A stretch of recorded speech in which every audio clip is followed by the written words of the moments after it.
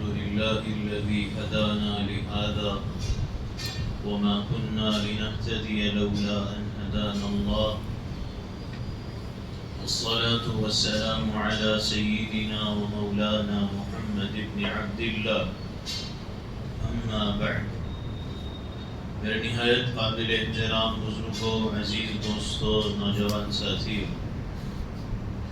گزشتہ کچھ جمعوں سے ہمارے درمیان اللہ جل جلالہ وعظم نوالہ کی صفت ہادی پر گفتگو بات چل رہی تھی۔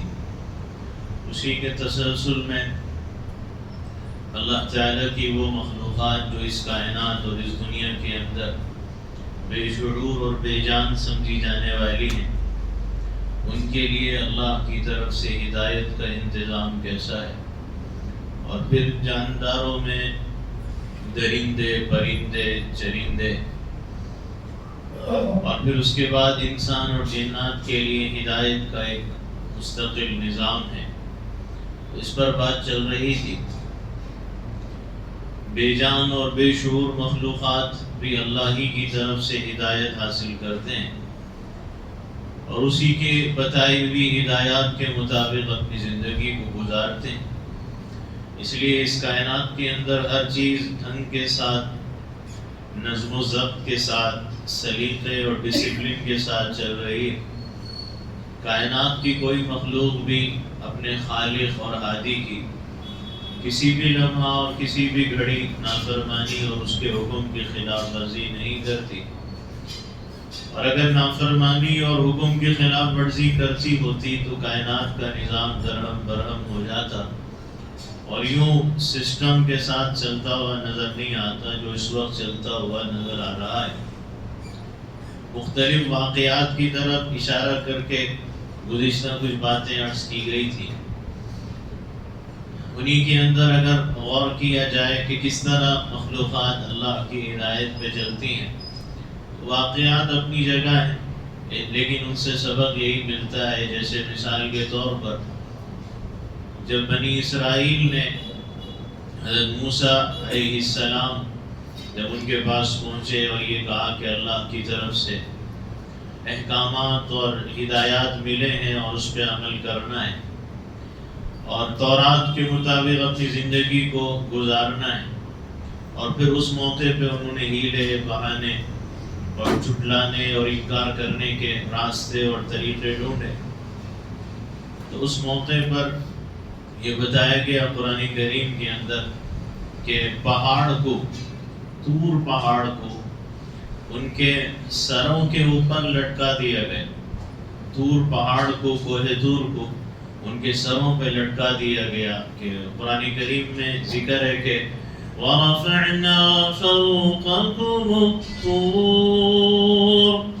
کہ اب تمہیں ماننا ہوگا، تمہاری ہی تو فرمائش، گزارش اور خواہش پر کہ ہمارے لیے زندگی گزارنے کی کوئی کتاب ہو، کوئی قانون نامہ، حکم نامہ ہو، تو اس پر حضرت موسیٰ علیہ السلام نے اللہ کی بارگاہ میں درخواست کی تھی، اور پھر تم نے اس کو جھٹلایا اور انکار کیا، تو یہ طور پہاڑ تمہارے سروں پہ ہے۔ تو یہ جو پہاڑ ہے، ظاہر سی بات ہے کہ پہاڑ دیکھو تو بے جان ہے اور دیکھو تو بے شعور ہے، بھلا اس کو بھی کوئی عقل و فہم اور سمجھ رکھنے والا کہہ سکتا ہے، لیکن چونکہ وہ مخلوق ہے اللہ کی اور وہ اللہ ہی کی ہدایت پہ چلنے والا ہے، تو اللہ کی ہدایت پر پہاڑ بھی اوپر لٹک گیا اور پہاڑ بھی اس کے حکم کے مطابق ان کے سروں کے اوپر کھڑا کر دیا گیا۔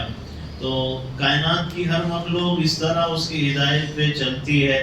خشک ریگستان میں بھلا پانی کا کوئی تصور کیا جا سکتا ہے، لیکن خشک ریگستان، جنگل و بیابان، صحرا کے ماحول میں اور منظر میں، سنسان وادیوں کے اور گھاٹیوں کے، غاروں اور پہاڑوں کے علاقے میں، چونکہ وہ ہادی ہے اور اس کی ہدایت پر ہر مخلوق عمل کرنے والی ہے، تو اسی کی ہدایت پر اس خشک ریگستان میں زمزم کا چشمہ جاری ہو گیا۔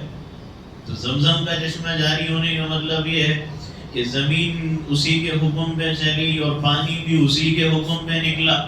زمین نے اسی کی ہدایت کے مطابق کام کیا اور پانی نے اسی کی ہدایت کے مطابق کام کیا۔ رسول اکرم صلی اللہ علیہ وسلم سے جب مطالبہ اور تقاضا ہوا کہ اگر آپ واقعتاً نبی ہیں اور حقیقتاً نبی ہیں اور یقیناً برحق اللہ کے پیغمبر اور رسول ہیں تو آپ چاند کے 2 ٹکڑے کر کے دکھا دیں۔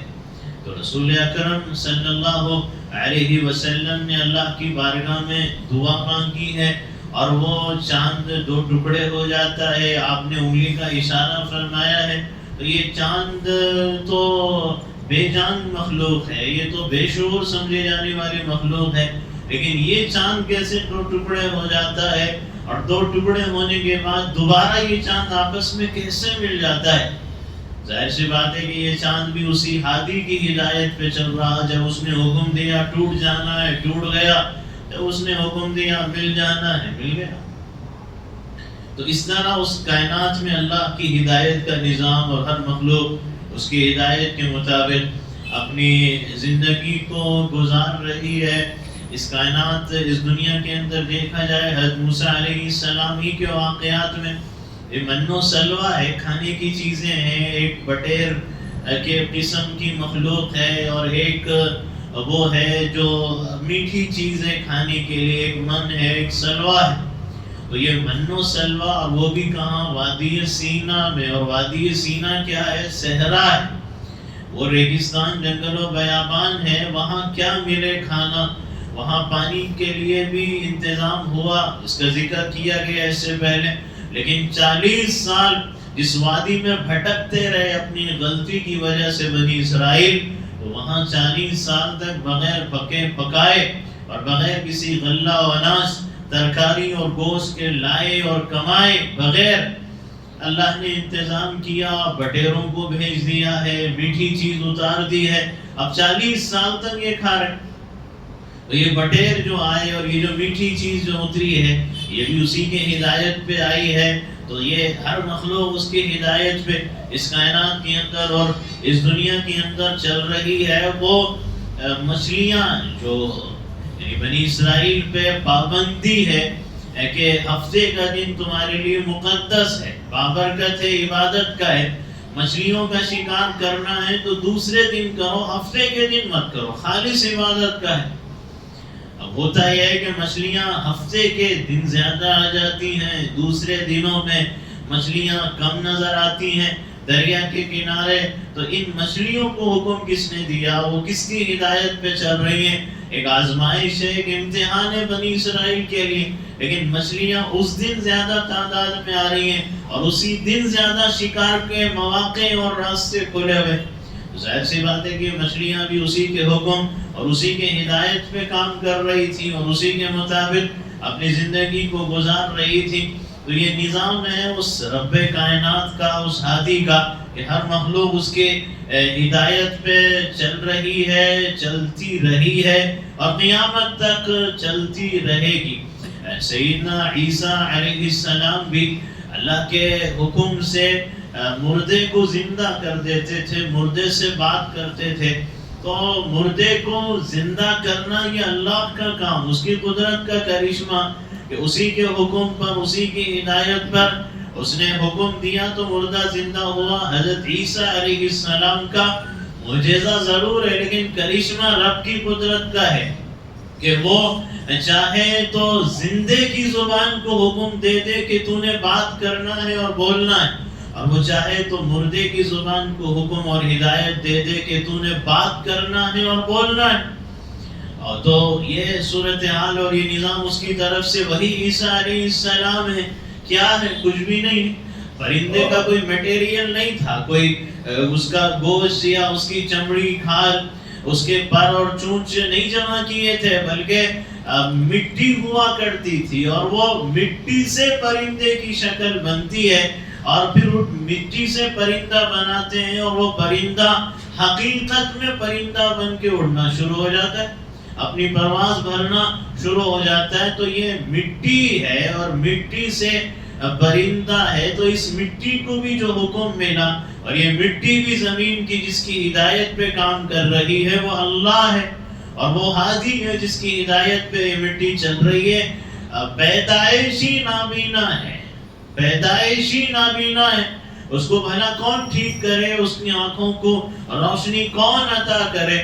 لیکن پیدائشی نابینا حضرت عیسیٰ علیہ السلام اللہ کے حکم سے اس پیدائشی اندھے کو ٹھیک کر رہے ہیں۔ یہ جو پیدائشی اندھے کو ٹھیک کر رہے ہیں، اس میں حضرت عیسیٰ کا معجزہ ضرور ہے، لیکن اللہ کا فعل ہے، اللہ کی قدرت کا کرشمہ ہے کہ وہ چاہے تو آنکھوں کو روشنی دے کر پیدا کرے، اور وہ چاہے تو پیدائشی نابینا اور اندھا بنا دے، اور آگے چل کر وہ روشنی عطا کر دے اور آنکھوں کو بینائی عطا کر دے، کیونکہ آنکھیں بھی اس کے حکم پہ کام کرتی ہے اور آنکھیں بھی اس کی ہدایت کے مطابق چلتی ہے۔ جیسے اس سے پہلے عرض کیا گیا تھا کہ جسم کے انسان اپنے اعضاء اور جوارح پہ غور کر لے تو باڈی کے پارٹس کے جو کام ہے الگ الگ، ان پہ غور کر لے تو یہ بات کھل کر اور واضح طور پہ سمجھ میں آ جاتی ہے کہ جس کا جو کام وہ عضو وہی کام کر رہا ہے۔ یعنی آنکھ سننے کا کام نہیں کرتی، کان دیکھنے کا کام نہیں کرتی، زبان پکڑنے کا کام نہیں کرتی، ہاتھ چلنے کا کام نہیں کرتے، پیر پکڑنے کا کام نہیں کرتے، یا ایسا نہیں ہے کہ دل و دماغ کا کام سوچنا سمجھنا ہے تو یہ کام نہ کرنا شروع کر دے۔ جس کا جو کام ہے وہ عضو وہی کام کرتا ہے، اس لیے کہ ہر عضو کا خالق بھی اللہ ہے اور ہر عضو کو ہدایت دینے والا بھی اللہ ہے۔ تو وہ جس عضو کو جیسا حکم دے گا وہ عضو اور باڈی کا پارٹ ویسا ہی کام کرے گا اور اس کی ہدایت پہ چلے گا، اور جب تک چلے گا جب تک اس کا حکم رہے گا۔ جب اس کا حکم ختم ہو جائے گا تو آنکھ ہوگی، کان ہوں گے، ہاتھ ہوں گے، پیر ہوں گے، دل و دماغ ہوگا، ناک ہوگی، لیکن اس کے باوجود نہ یہ دیکھ سکے گا، نہ یہ سن سکے گا، نہ یہ بول سکے گا، نہ یہ پکڑ سکے گا، نہ یہ چل سکے گا، نہ یہ سوچ سکے گا، نہ یہ سمجھ سکے گا۔ بھئی کیا ہوا؟ ابھی تو چند منٹ پہلے اچھے تھے، بولتے تھے، دیکھتے تھے، سنتے تھے، مسکراتے تھے، ان کو اچانک کیا ہو گیا؟ بھئی آنکھ کہیں نکلی تو نہیں ہے، کان کہیں کٹے تو نہیں ہے، زبان کہیں کاٹی تو نہیں ہے، ہاتھ پیر بھی ٹوٹے نہیں ہیں، لیکن اس کو کیا ہوا؟ یہ کیوں نہیں بول سکتا؟ یہ کیوں نہیں سن سکتا؟ یہ کیوں نہیں دیکھ سکتا؟ اس لیے کہ اب یہ مر چکا ہے، اور جس نے یہ اعضاء اور جوارح دیے اس کا حکم یہی ہے، اس کی ہدایت یہی ہے کہ اے میرے بندوں اور بندیوں کے اعضاء و جوارح، تم نے اس وقت تک کام کرنا ہے جب اس کے جسم میں روح باقی رہے۔ روح نکل جائے تو تمہارا کام ختم۔ جس ناک سے تم سانس لیتے ہو اپنی زندگی کے اندر، اور ہوا کے اندر سے آکسیجن تم کو ملتا ہے پھیپھڑے کے ذریعے، تو آج وہ پھیپھڑے موجود ہیں نا، تمہارے لنگز کدھر گئے؟ کہیں نکال تو نہیں دیے گئے نا، لنگز تو اندر ہی ہیں، لیکن اس کے باوجود ناک رہتے، پھیپھڑے رہتے، آکسیجن کا سارا انتظام ہوا میں ہے، لیکن کیا بات ہے کہ آج تم سانس نہیں لے سکتے؟ کیا بات ہے تمہارے بدن کی حرکت ختم ہو گئی؟ کیا ہوا؟ تمہارے دل کی دھڑکن بند ہو گئی؟ ایسا کیا ہو گیا ہے؟ ہوا یہی ہے کہ جس نے حکم دیا ہے، اور جو ہادی ہے اس کی ہدایت ہوگی 40 سال بس ختم، پھر اس کے بعد یہ کام نہیں کریں گے، 50 سال ختم، 70 سال ختم، اب آگے یہ کام نہیں کریں گے۔ بلکہ زندگی کے اندر بھی بچپن میں دیکھو تو الگ کام ہے، اور جوانی میں دیکھو تو الگ انداز ہے، اور پھر بڑھاپے میں دیکھو تو آنکھیں ہیں لیکن روشنی کمزور ہو گئی، کان ہے لیکن صاحب آلہ لگاؤ، یا تو اونچا سن لیتے ہیں یا بہت کم سنتے ہیں، یا ان کو آلے کی ضرورت ہے، سنا نہیں جاتا، زیادہ شور بھی ہونا تو ان کو سنا ہی نہیں دیتا، عمر ہو گئی، ایج فیکٹر ہے، کیا کریں صاحب۔ اور صورتحال یہ ہے کہ زبان موجود ہے لیکن زبان لڑکھڑاتی ہے، تمہاری زبان میں وہ قوت اور وہ طاقت باقی نہیں رہی، تمہارے گلے اور حلق میں وہ کیفیت نہیں رہی ہے جو پہلے تھی، تم بوڑھے ہو گئے، تمہارے ہاتھ آج ویسے کام نہیں کرتے جیسے جوانی میں کام کرتے تھے، تمہارے ہاتھ کمزور ہو گئے، تھر تھراتے ہیں، کپ کپاتے ہیں، اور ایک لرزہ طاری ہو گیا تمہارے ہاتھوں کے اوپر۔ پہلے تو بڑا ویٹ اور بڑا وزن اٹھا لیتے تھے، جوانی میں اب تھوڑا وزن اٹھاؤ تو صاحب سانس پھولنا شروع ہو جاتی ہے، تھک جاتا ہوں، نہیں ہوتا مجھ سے یہ کام۔ تمہارے پیر جو آگے بڑھتے تھے، ٹکتے ہی نہیں تھے، رکتے ہی نہیں تھے، بیٹھتے ہی نہیں تھے، اور کہیں تمہیں چین ہی نہیں آتا تھا۔ وہ پیر موجود ہیں، لیکن کیا ہوا 60 سال کے صاحب کو، کیا ہوا 70 سال کے صاحب کو، کیا ہوا؟ یہ اپنے پاؤں نیچے زمین پہ رکھ کے بیٹھ بھی نہیں سکتے، ان کے گھٹنے جواب دے گئے، ان کی ہڈیاں کمزور ہو گئی، یہ چلنے پھرنے کے لائق قابل نہیں رہے، ان کو دیوار کا سہارا چاہیے، ان کو لاٹھی کا ٹیکا چاہیے، ان کو چلنے میں کسی کا سپورٹ چاہیے۔ یہ زمین پہ بیٹھتے تھے، کرسی پہ ان کو بیٹھنا پڑتا ہے، ان کی یہ صورتحال بن گئی۔ حالانکہ کیا گھٹنے بدل گئے تمہارے؟ کیا تمہارے پیر جوانی میں الگ تھے، بڑھاپے میں الگ ہیں؟ تمہاری آنکھیں جوانی میں الگ، بڑھاپے میں الگ ہے کیا؟ کان جوانی میں الگ، بڑھاپے میں الگ ہے؟ وہی ہے۔ پھر فرق کیوں آیا ہے؟ اس لیے کہ فرق ان کے حکم پہ آتا ہے، ان کی ہدایت پہ آتا ہے۔ جوانی میں یہ کام، بڑھاپے میں یہ کام، اور موت کے وقت کام ختم۔ تو ہر مخلوق اس کی ہدایت پہ چلنے والی ہے، یہ سارا نظام اس کی ہدایت کا ہے جو کائنات کے اندر ہم کو نظر آ رہا ہے۔ تو ہر مخلوق اس کائنات کے اندر جو ہے ان کا یہ سسٹم اور نظام ہے کہ انسانوں اور جنات کے علاوہ جتنی مخلوقات ہیں وہ پیدائشی ہدایت یافتہ ہوتی ہیں، ان کے نیچر اور فطرت میں ہدایت کا مطلب ان کی زندگی کے مطابق ہدایت، ان کو باہر سے ہدایت نہیں لینی پڑتی ہے، باہر سے ٹریننگ ان کو نہیں لینی پڑتی ہے، اور وہ اپنے اس نیچر، فطرت اور اپنی ہدایت کے مطابق زندگی گزار کے اپنے جنس کے مکمل فرد بنتے ہیں، اور اس میں کسی بھی قسم کی نافرمانی اور اپنے ہادی رب کی حکم کی خلاف ورزی نہیں کرتے۔ یہ صورتحال دوسری مخلوقات کے اندر ہے۔ جاندار مخلوقات کی اور مثالیں سمجھ لیں، آپ دیکھیں مکڑی کو دیکھیں، ہم دیکھتے ہی رہتے ہیں، لیکن غور کرنے والی بات یہ ہے کہ مکڑی کا جالا ہوتا ہے، مکڑی کا جالا سفید جالا ہوتا ہے، اور پھر وہ ایسا جالا کہ بے انتہا باریک، بے انتہا باریک، بے انتہا نرم، اور پھر بے انتہا مضبوط بھی ہے، باریک بھی، نرم بھی اور مضبوط بھی ہے۔ ایسی مضبوطی صاحب کہ ہواؤں کے جھونکے بھی ٹوٹنے نہیں دیتے، بارش کے قطرے بھی اس کو ہٹنے گرنے نہیں دیتے، ایسا مضبوط، حالانکہ باریک ہے اور نرم ہے۔ اپنے لعاب سے، اپنے تھوک سے مکڑی جالا بناتی ہے، اور ایسا جالا بناتی۔ انسان کسی کو شکار کرنا چاہے تو جال ڈالتا ہے، شکار کرتا ہے، جال میں پھنساتا ہے۔ مکڑی کو کس نے بتایا، مکڑی کو کس نے سمجھایا، مکڑی کو کس نے سکھایا کہ دیکھ ایسا جالا بنانا، اور اس جالے میں کیا ہوگا؟ کیڑے آئیں گے، مکھیاں آئیں گی، مچھر آئیں گے، اور آ کے اٹک جائیں گے، اور اٹکنے کے بعد بھن بھنائیں گے اور حرکت کریں گے، ہلیں گے، لیکن نکل نہیں سکیں گے، اس کے اندر اٹک کے رہ جائیں گے۔ ایسا نظام، ایسا سسٹم، اور مکڑی یہ کام کرتی بھی نظر آ رہی ہے، اس کا ایسا جالا ہے اور ایسا طریقہ کار اس مکڑی نے اختیار کیا ہوا ہے، تو عقل دنگ رہ جاتی ہے کہ کس نے سکھایا، کس نے سمجھایا اور کس نے بتایا ہے۔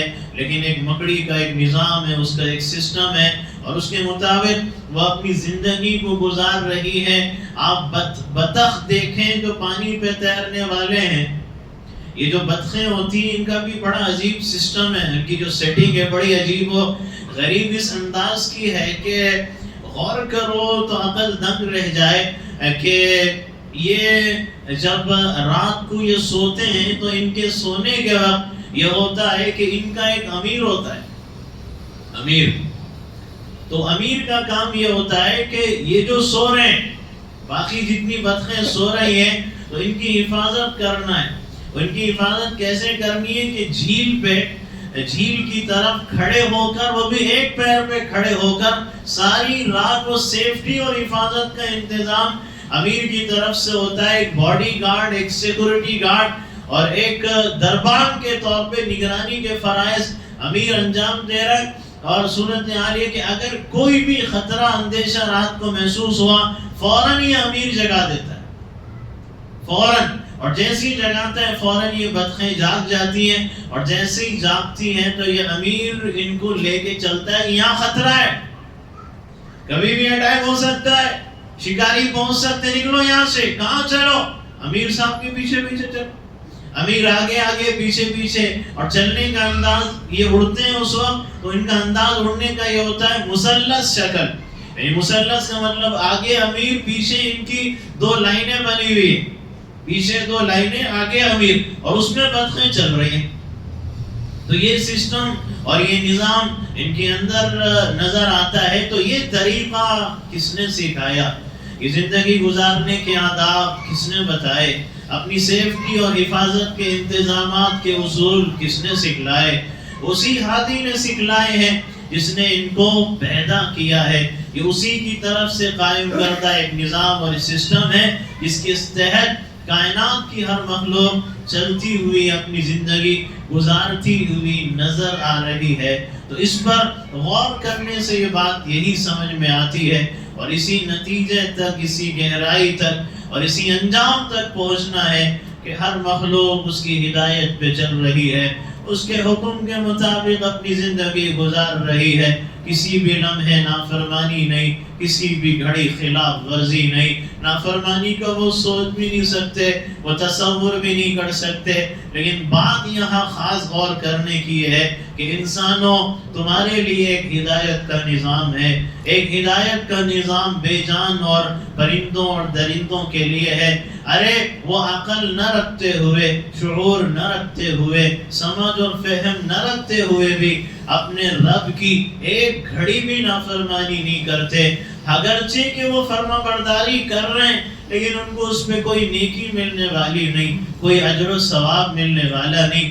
نہ کرتے تو جہنم نہیں تھی، کر لیتے تو جنت کے انعامات نہیں تھے. لیکن اس کے باوجود وہ احکامات کی خلاف ورزی نہیں کرتے.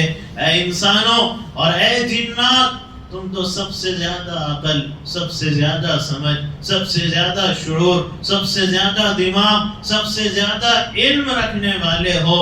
اور تمہارے لیے تو ہر نیکی پہ اجر و ثواب ہے. تمہاری نیکیوں پر جنت کے انعامات کے وعدے ہیں، برائیوں پر جہنم کے بھڑکتے آگ کے شعلے اور اس کی سزائیں ہیں اور اس کی خوفناک وادیاں ہیں. لیکن اس کے باوجود تم ہوش کے ناخن نہیں لیتے، تمہارے کانوں پہ جوں نہیں رینگتی، تمہارے ماتھے پہ بل نہیں آتا. تم اپنی زندگی کا اکثر حصہ صبح سے شام تک، دن سے رات تک کتنی اس کی ہدایت پہ چلتے ہو اور کتنی اس کی ہدایت کی خلاف ورزی کرتے ہو. کتنی زندگی کا حصہ گمراہی کے راستے پہ چل رہا ہے اور کتنا ہدایت کی راہ پہ چل رہے ہو. غور کر لو، جائزہ لے لو. کسی اور کو کوسنے اور بولنے کی ضرورت نہیں. اپنا جائزہ خود لو، اپنے گریبان میں خود جھانکو اور یہ سوچو کہ تم کیا کر رہے ہو، کس رخ پہ جا رہے ہو، کس طرف جا رہے ہو، کس راستے کی طرف جا رہے ہو. اللہ اپنے پاک کلام میں تمہارے ضمیر کو جھنجھوڑتا ہے، تمہیں آواز دیتا ہے، تمہیں صدا لگاتا ہے، تمہیں پکارتا ہے اور تم سے یہ کہتا ہے کہ فَأَيْنَ تَذْهَبُونَ، کہ میرے بندو تم کہاں جا رہے ہو، میرے بندو تم کہاں جا رہے ہو؟ آؤ آؤ پلٹ کے واپس آ جاؤ. جانا ہے، دوڑنا ہے، بھاگنا ہے. تو فرمایا فَفِرُّوا إِلَى اللَّهِ، کہ تمہاری بھاگ دوڑ کدھر بھاگ رہے ہو، کدھر دوڑ رہے ہو، کن راستوں پہ جا رہے ہو؟ کب تک چلو گے گمراہی کے راستوں پہ؟ کب تک یہ جہنم کا سامان دنیا کی مارکیٹ سے خریدتے رہو گے؟ بند کرو. جنت کا بازار بھی یہی ہے، جہنم کا بازار بھی یہی ہے. یعنی جہنم کا سودا بھی یہاں ملتا ہے اور جنت کا سودا بھی یہاں ملتا ہے. جو سودا لے لو گے اسی کے مطابق تمہارا نتیجہ. اور انجام ہوگا. اس لیے اپنے رب کی طرف دوڑو, اللہ کی طرف بھاگو اور اس سے رجوع کرو, اس کو مناؤ اور اللہ کی بارگاہ میں طلب, تڑپ, دلچسپی, ذوق و شوق, توجہ اور دھیان, لگن کے ساتھ, پورے درد کی کیفیت کے ساتھ مانگا کرو. جب بھی یہ مانگا کرو کہ اہدنا الصراط المستقیم, کہ مولا ہمیں سیدھے راستے پر چلا دے. مسجد سے نکلنے کے بعد کہیں ایسا نہ ہو کہ تم اپنی زبان کی خلاف ورزی اپنے عمل سے کرنے والے بن جاؤ اور تمہاری زندگی کے اندر عیاشی, فحاشی اور مستی کے نظارے نظر آئیں اور تمہاری زندگی گمراہی پہ چلتی ہوئی نظر آئے. تو تم زبان کے اور عمل کے اور تمہارا یہ قول اور عمل کا تضاد اور ٹکراؤ ختم ہونا چاہیے اور احساس بیدار ہونا چاہیے. 40 سال گزر گئے, 30 سال گزر گئے, اہدنا الصراط المستقیم مانگتے مانگتے 70 سال بھی بعضوں کے گزر گئے, مگر کیا میں اب بھی ہدایت کے راستے پہ آیا ہوں یا اسی گمراہی کے ڈگر اور راستے میں چل رہا ہوں؟ اب بھی میں ہدایت کو پسند کرتا ہوں یا اب بھی میں گمراہی کو پسند کرتا ہوں؟ کب باز آؤں گا؟ کب توبہ کروں گا؟ کب ہدایت کے راستے کو اختیار کروں گا؟ یہ سوچنا ہے اور اپنے اندر تبدیلی کو پیدا کرنا ہے اس سے پہلے کہ پھر ہدایت کے راستے پہ چلنے کا کوئی موقع باقی نہ رہے. یہ ہاتھ تو رہے لیکن یہ ہاتھ ہدایت کے راستے کے لیے کام نہ آ سکیں. یہ پیر تو رہے لیکن یہ ہدایت کی مجلسوں کی طرف اٹھانے کے لائق نہ رہے. یہ آنکھیں تو رہیں لیکن یہ ہدایت کی باتیں دیکھنے کے لیے, ہدایت کے نظارے دیکھنے کے لیے نہ باقی رہے اور ہدایت کے نظارے نہ دیکھ سکیں. کان تو رہیں لیکن ہدایت کی باتیں سننے کے قابل نہ رہے. دل و دماغ تو رہے لیکن ہدایت کی باتیں سوچنے سمجھنے کے لائق نہ رہے. زبان باقی تو رہے لیکن یہ زبان پھر اس لائق نہ رہے کہ یہ دین کی بات کر سکے, اللہ اور اس کے رسول صلی اللہ علیہ وسلم کا فرمان سنا سکے. اس سے پہلے توبہ کرنا ہے اور ہدایت کے راستے کی طرف آ جانا ہے. اپنی زندگیوں کا غور و فکر کے ساتھ جائزہ لینا ہے. تو یہ چند باتیں ایمان سے متعلق تھی. مزید باتیں انشاءاللہ اس سے متعلق آتی رہیں گی. آخر میں حزب معمول جیسے ہمارے درمیان پہلے ایمان کی بات اور پھر اسلام کی بات چل رہی ہے کہ ایمان دل و دماغ کے عقائد, افکار و خیالات و نظریات کا نام, اسلام بدن کے اعضاء و جوارح سے نکلنے والے اعمال کا نام ہے. طہارت کے آداب بھی الحمدللہ تفصیل سے بیان ہوئے, پھر لباس کے آداب بھی تفصیل سے بیان ہوئے. آج کی مجلس سے انشاءاللہ والدین کے ساتھ, ماں باپ کے ساتھ زندگی گزارنے کے آداب کیا ہیں اور اس کے حقوق کیا ہیں, انشاءاللہ اس پر تفصیل سے بات چلے گی. مثالوں کے ذریعے بھی اور واقعات کی شکل میں بھی انشاءاللہ اس کا تذکرہ ہوگا.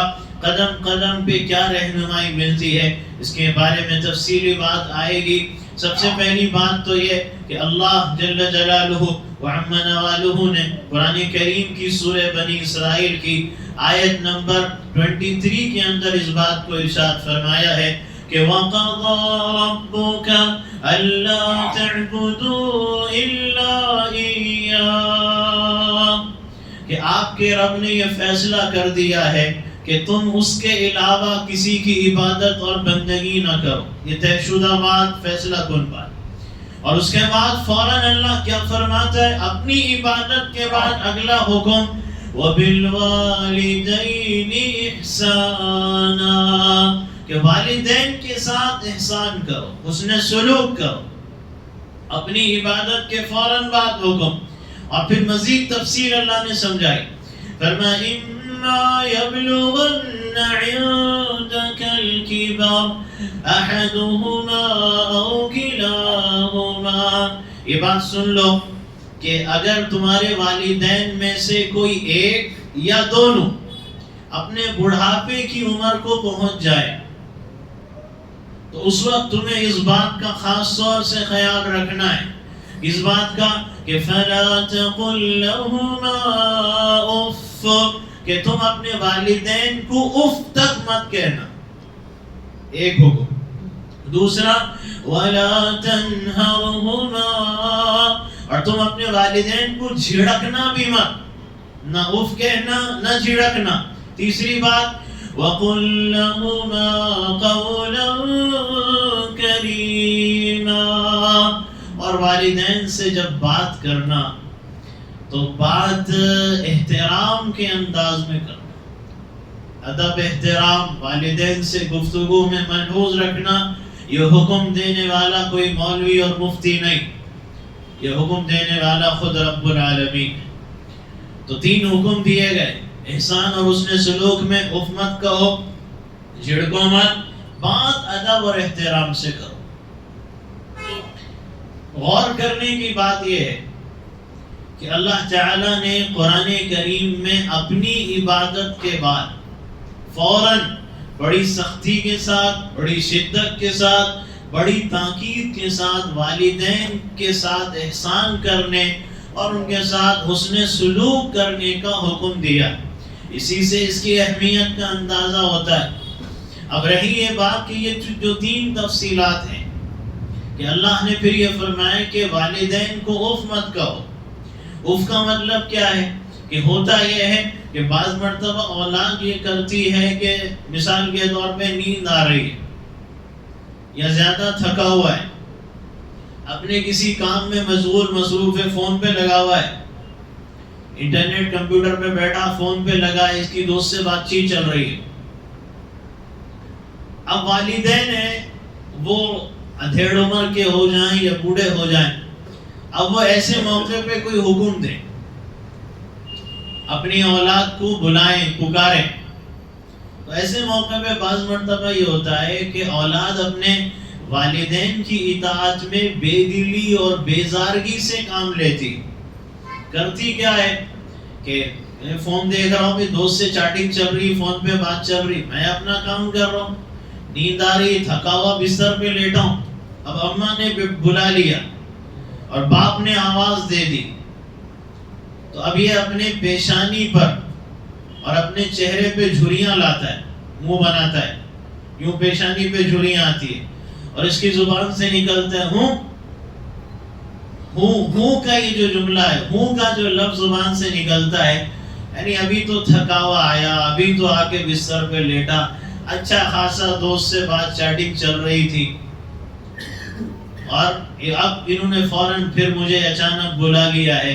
تو یہ جو زبان سے ہوں اس کے نکلتا ہے تو اس کی بھی اجازت نہیں ہے. والدین کے سامنے یہ کہنے کی بھی اجازت نہیں. سیدنا حسن رضی اللہ عنہ فرماتے ہیں، تفسیر در منصور علامہ جلال الدین سیوطی رحمہ اللہ کی، فرماتے ہیں حسن کہ اگر اللہ تعالیٰ کے یہاں کوئی لفظ ہوں سے بھی کم، اف سے بھی کم درجے کا ہوتا جس سے ماں باپ کو تکلیف پہنچتی، تو اللہ تعالیٰ اس لفظ کو بھی حرام قرار دیتے. اس سے بھی کم درجے کا اگر کوئی لفظ ہوتا تو اف بھی مت کہو. اور اف کو سمجھنے کے لیے ہماری زبان میں جیسے ہوں، پھر بلا لیا، پھر آواز دے دیا، خامخواہ کے خلل ڈالتے ہیں، بار بار بلاتے رہتے ہیں. ان کو میری تھکان کا خیال نہیں، آرام کا خیال نہیں، کام میں مشغول ہو، مصروف ہو، نظر نہیں آ رہا، بات کر رہا ہوں، چیٹ کر رہا ہوں، فون پہ ہوں، کمپیوٹر پہ ہوں، انٹرنیٹ پہ ہوں، ان کو نظر نہیں آ رہا. اتنا کہتا نہیں ہے، بس یہ سوچتا ہے، اور اس سوچ سے اب اس کو اندازہ ہے کہ ماں باپ کے سامنے اتنا کہہ تو نہیں سکتا، لیکن ہوں کہہ دیتا ہے. تو اس کی بھی اجازت نہیں ہے. ماں باپ حکم دے تو فوراً عمل کرو، بے دلی سے نہیں، بیزارگی سے نہیں، نفرت سے نہیں، جان پہ بوجھ سمجھ کے نہیں، زور و زبردستی سمجھ کے نہیں کہ یہ کیا بار بار کام لگا دیتے ہیں، نہیں، بلکہ یہ سمجھ کے کرو کہ اللہ نے حکم دیا ہے، یہ اللہ کی طرف سے ہدایت اور تاکید. تو اف اور ہوں کہنے کی بھی اجازت نہیں. اور دوسری بات فرمائیں کہ ان کو جھڑکنا مت. بعض ہوں کہتے ہیں، زیادہ ادب احترام والے ہوں کہتے ہیں، جو آگے کا جس کا لیول ہے پھر وہ جھڑکنا بھی شروع کر دیتے. جوانی میں اتنی ہمت نہیں ہوتی، لیکن بڑھاپے میں تو بوڑھے کیا کر لیں گے، بوڑھے تو میرے ہی محتاج ہیں نا، اس لیے جھڑکنا بھی شروع کر دیتے ہیں ماں کو، ماں کے منہ پر جھڑکتے ہیں. باپ بوڑھا ہو گیا، بوڑھا کیا کر لے گا، میرا کیا بگاڑ لے گا. اب بوڑھے باپ کو بھی جھڑکنا شروع کر دیتے ہیں. تو یہ جھڑکنے کی اجازت نہیں، اور جو جھڑکے گا وہ قرآن کے حکم کے خلاف چلے گا. اور تیسری بات فرمائے کہ بات کرو تو ادب اور احترام سے کرو. ادب احترام کیا ہے کہ تمہارا لب و لہجہ نرم ہونا چاہیے، محبت کا ہونا چاہیے، اعزاز و اکرام کا ہونا چاہیے. لب و لہجے کا بڑا اثر پڑتا ہے. ماں باپ سے تلخ لہجے میں، سخت لہجے میں، کڑوے الفاظ کے ساتھ، یا بے دلی بیزارگی والے نفرت اور غصے کے لب و لہجے کے ساتھ بات کرنے کی ہرگز اجازت نہیں. ماں باپ سے بات کرتے ہوئے پورا ادب و احترام اور لب و لہجے کی نرمی محبت ملحوظ رکھنا یہ ضروری ہے. اس کا خیال کرنا اور اس پہ عمل کرنا ضروری ہے. صرف ماں باپ کی تعریف کر لینا یہ فرما برداری اور اطاعت نہیں ہے. وہ تو آپ کس سے بھی پوچھیں، ہاں والد صاحب ہمارے ان کے بڑے احسانات ہیں، بڑی محنتیں قربانیاں ہیں، ہم یہاں ان کے خون پسینے کی وجہ سے پہنچے. تو تعریفیں کر لینا، والدین کے بارے میں اچھے جملے بولنا، خوبیاں بیان کرنا، یہ کوئی بڑی بات نہیں. اصل کام یہ ہے کہ ماں باپ کے ہر حکم کی اطاعت اور فرما برداری کرو، ماں باپ کی پوری خدمت کرو، ماں باپ کے ساتھ حسن سلوک کرو، اور اپنے جان و مال سے دل لگا کر ان کے حکم کی تعمیل کے لیے دوڑنے والے بن جاؤ. کوئی بات ان کی طرف سے ناراضگی کی، ناگواری کی پیش بھی آ گئی تو وہاں بھی اپنے جذبات پہ قابو رکھو، اور پھر تم صبر کرو اور برداشت کرو.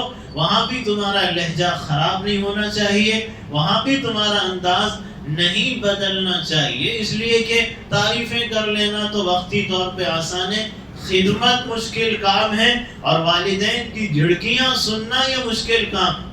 تو اس کا بھی خیال رکھنا ضروری ہے. باقی باتیں انشاءاللہ آتی رہے گی. والدین کے ساتھ زندگی میں کیا کیا ہوتا ہے اور کن کن حالات میں کیسے کیسے اس کا خیال رکھنا ہے، اور پھر اس پر واقعات بھی ہیں، قرآن کریم ہے، اور پھر اللہ کے نبی علیہ السلام کے دور کے صحابہ کے تفصیل سے تسلسل میں انشاءاللہ باتیں آتی رہے گی. ہم جل شانہ ان باتوں کو سمجھنے اور اس پر عمل کرنے کی توفیق عطا فرمائے.